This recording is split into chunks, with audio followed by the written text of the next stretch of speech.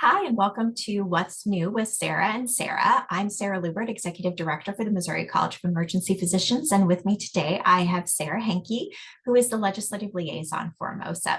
Sarah, I hope things are going well. And can you give us a little bit of an update on the legislative session?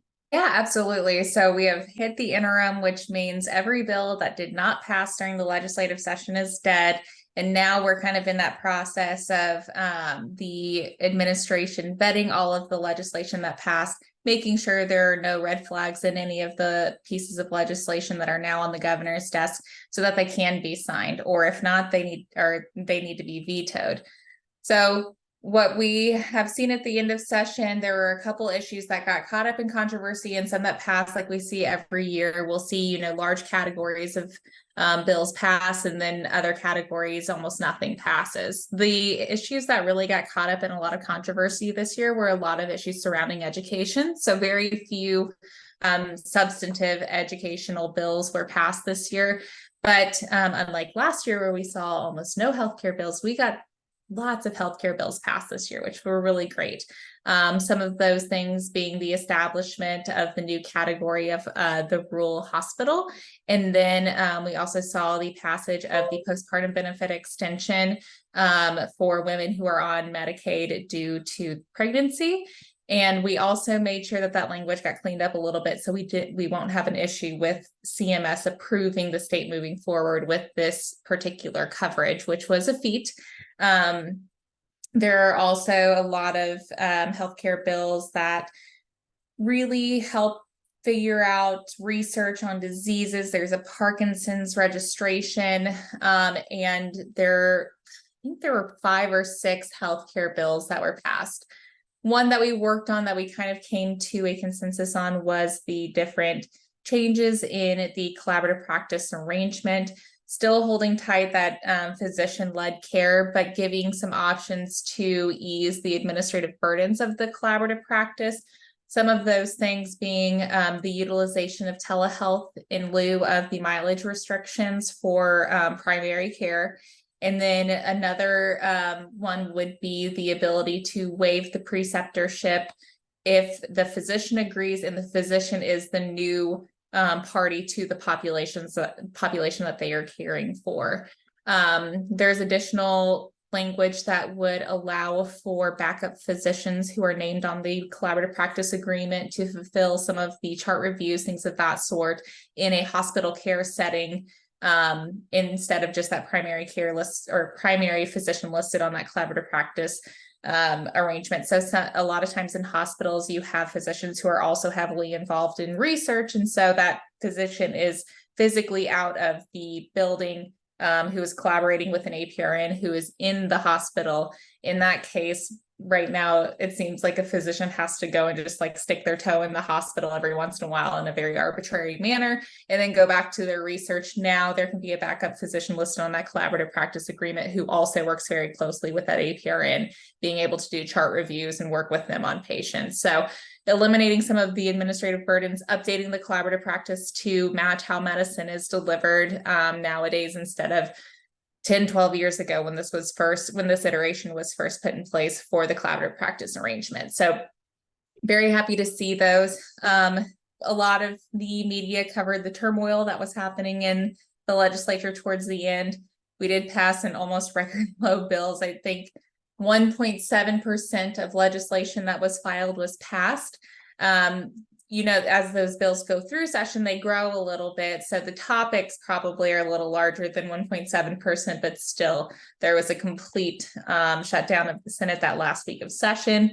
But that last week of session, the House really worked on the Senate bills that were sent over. They worked on the House bills that were sent back over from the Senate. And we were able to weave some of the bills in between that very narrow path of getting things passed. And so public safety and healthcare seem to be the 2 categories, and workforce development seem to be the 3 categories that really overcame a lot of the controversy that happened in the legislature this year. So it was an interesting and kind of slow last week, very odd because we're used to being there until midnight, 2 a.m. every single night. And I think we were home by 7 p.m. because nobody was getting along that last week of session. So it's kind of that bittersweet feeling, but we do think we got a lot of great things passed this year. That week before session ended, that was when the budget had to be done. And the budget came through unscathed for providers. There were no provider cuts. There were also there's a lot of money put in for more healthcare infrastructure. So there were loan forgiveness programs added, but also expanded to include public health officials, things of that sort, so that we can help to grow the healthcare workforce as a whole in the state. And all of the language that was relating to diversity, equity, inclusion prohibitions within the department was removed, therefore not threatening any of the federal money that comes into the state, which makes up tens of billions of dollars of our budget. So it's very good that we got that removed and didn't play a gamble based on some political rhetoric. So that's kind of the wrap up of what happened at the end of session. A lot of things happened. I know I summarized that really quickly, but that's kind of the 30,000 foot view. Wonderful. Thank you for that. Do you see, I heard that there was something to do with texting and driving as a secondary offense. Do you know anything about that? I know that's something that physicians typically have as a priority. Yeah, so that ended up being in one of the public safety bills. Senator Jason Bean really pushed the legislation ahead. And so they added a category that doesn't necessarily allow for people to be pulled over because of texting and driving, but if they are found to be texting and driving and speeding, then with that speeding or dangerous driving, then with that dangerous driving, you can add on, hey, they were texting and driving. And so this is something that can be used in the prosecution of the individual should they have done something harmful. But so it's a step back from being able to pull them over because they are expected to be texting and driving, but it's still far better than what we had, which was essentially nothing for people who were texting and driving. So that was a big win, a big public safety win, and a lot of very tragic stories from advocates pushed this bill across the finish line. That is wonderful. Were there any big issues that didn't get passed that we were really pushing to see passed? From the ER doc standpoint, no, I think, and I don't know if I've ever really said this, but almost everything that was healthcare related, that was non-controversial, got done. There were some things that were left on the table. 340B, the prescription programs that hospitals go through and FQHCs go through to get prescriptions to the populations that have lower incomes. The loophole that the insurance has found there, I think we all know about insurance loopholes, that was unable to be closed this session. There was a lot of controversy surrounding that. That was the biggest healthcare piece, I think, that was left on the table. There was some tort reform that we were unable to finish this year. I don't think any tort reform was finished, and some of those things were like the statute of limitations for certain issues and things that have, kind of an impact on healthcare, but are really focused on other industries.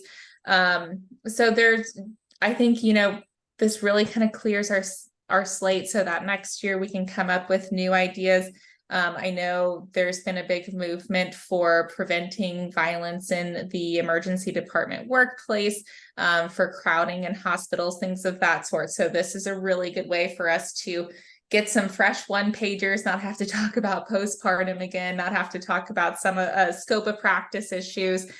We do anticipate that the nurse lobby will come back with a proposal of transition to practice in some capacity next year. But because there was a great compromise made this year, legislators are not going to be very motivated to work or push that forward. So I think we're in a really good position and don't have to play as strong of defense as we have had to in the past on scope of practice issues and next year. And that's just me using a crystal ball, and it's not always correct. So that is my prediction right now, because I think we all parties came together and agreed upon this piece of legislation this year. So everyone seems to be pretty happy about it. Excellent. One more question for you. So after the end of session, there's always a discussion of, well, is there going to be a special session? Anything in the rumor mill about that, or any predictions on that?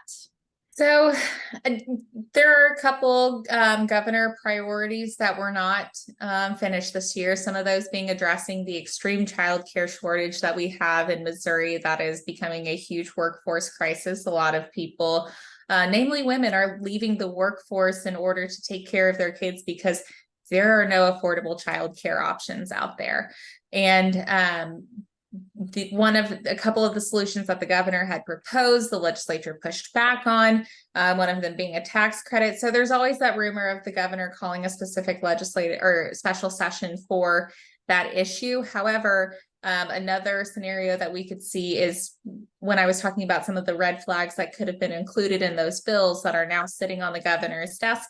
If the governor loves a piece of that bill but can't sign it because of another piece, he will veto it and then call a concurrent special session during veto session to address that one piece that all parties have already agreed on in leaving out the red flag piece. So those are a couple scenarios I could potentially see a special session, but we've not gotten any super strong indications that a special session will be called, especially not concurrent with veto session.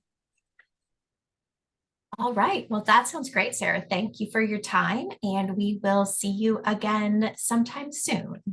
Great. Thank you. Thank you.